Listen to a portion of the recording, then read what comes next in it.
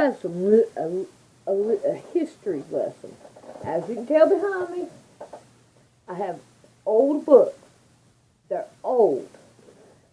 They were printed in, it's called the Historian History of the World. And let's see if we can find a date. 1926 is the last copyright. Yep, this is the 5th edition. So, you could tell they were pretty old, and of course we know they're more accurate back then than what they are today. So, let's get on. So, we're going to look at the revolution of the colonies.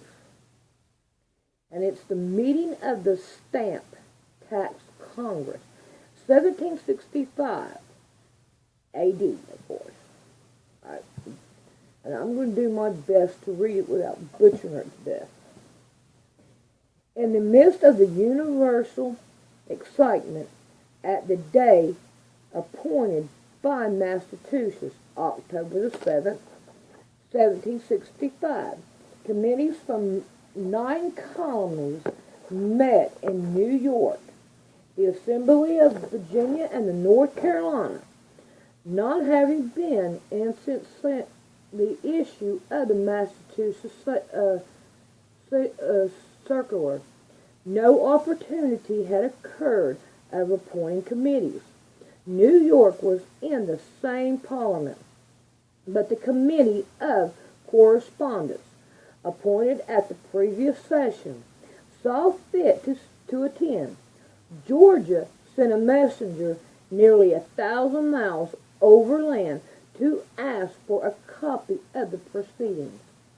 The Congress was ordered by the appointed of the regals of the President. A rule was adopted giving to each colony represented 1 vote. In the course of 3 weeks, sessions, a declaration of the rights and grievances of the colonies was agreed to. All privileges of the Englishmen were claimed by the declaration as the birthright of the colonies, among the rest, the right of being taxed only by their own consent.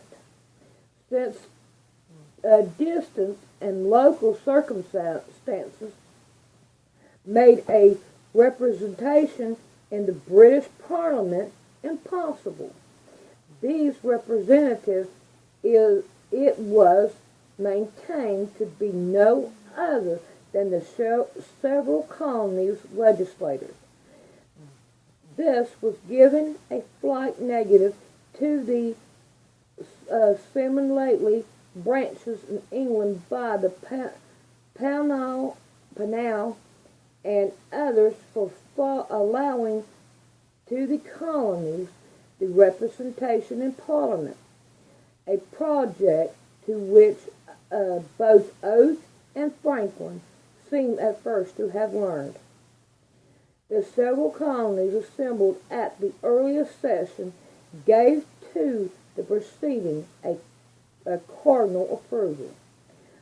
The first day of November appointed for the Stamp Act to go into operation came and went, but not a stamp was anywhere to be seen.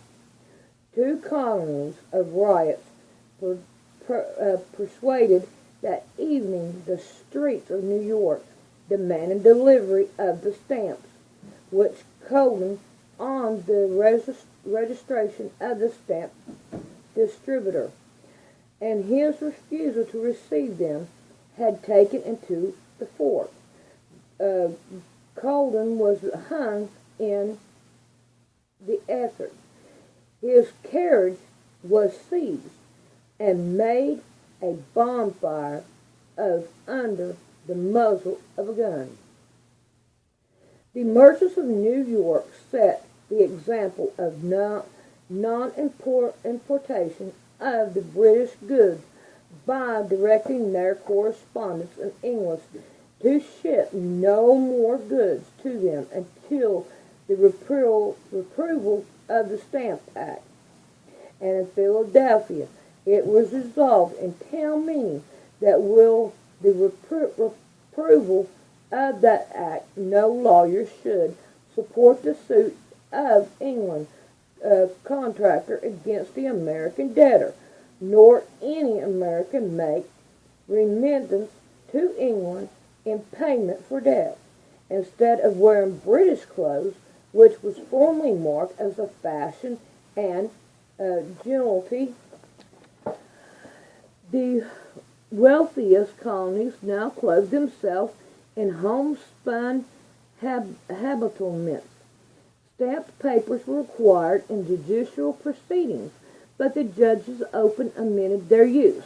The custom house granted clearance to every vessel that sailed, notwithstanding the rent of the stamped paper.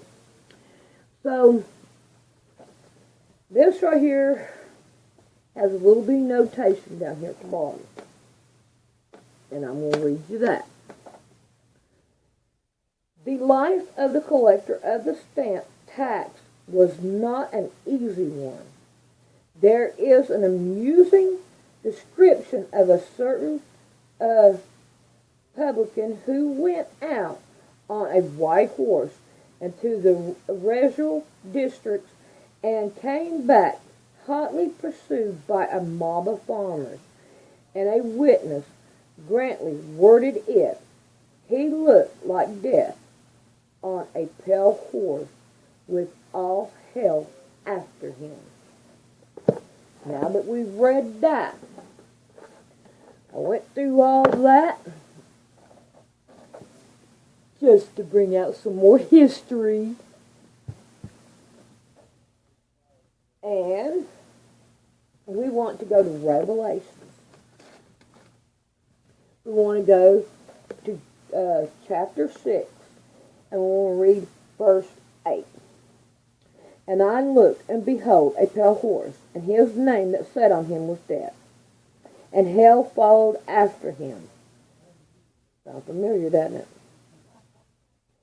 And power was given unto them over the fourth part of the earth to kill with a sword, and with hunger, and with death, and with the beasts of the earth. Now, if you look at America, we're equal about the fourth part of the earth. Am I right? Let's see if I can find a map real quick. Yeah, I found one, but I'm going to have to leave a picture at the end so that you can see it. But ain't it kind of funny? Not ha-ha funny, but scary funny. How this book is always right. I'm learning so much that I should have been taught in school. But instead, I was pushed aside and, oh, we'll double promote you. And they never did teach me anything. I can't spell good. I can't read good. Why? Because I was pushed aside. We want you to be one of the dumb ones that don't know anything so we can make a good slave out of you. Well, it didn't work. Sorry to say, I am smart because of God's Word. And you can too. Read it. Bye, you guys.